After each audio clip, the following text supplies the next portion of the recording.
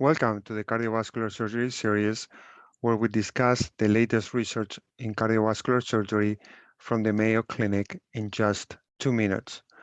I am Dr. Juan Crestanello, and I am a cardiac surgeon at the Mayo Clinic in Rochester, Minnesota. We will discuss today improved outcomes of valve replacement for carcinoid heart disease.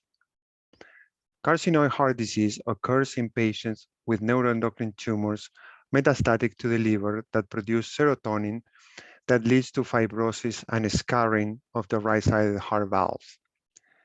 The tricuspid valve is involved in all cases, while the pulmonary valve is involved in 84% of the patients.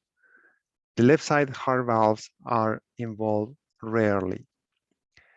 The tricuspid valve and the pulmonary valve are thickened and retracted, leading to tricuspid regurgitation and pulmonary regurgitation, and eventually to right-sided heart failure. In our clinic, we have operated in 240 patients, replacing the valve with bioprosthesis in 84% of the patients. The recurrence of carcinoid in the bioprosthesis is very rare.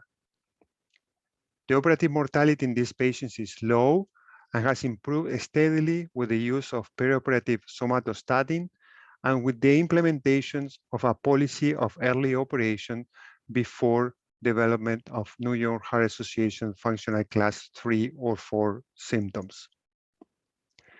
The long-term survival with surgery is improved compared with medical management. Most of these patients died from tumor progression rather than from congestive heart failure. We conclude that valve replacement for carcinoid heart disease can be accomplished with acceptable short-term mortality, and early intervention improve overall survival.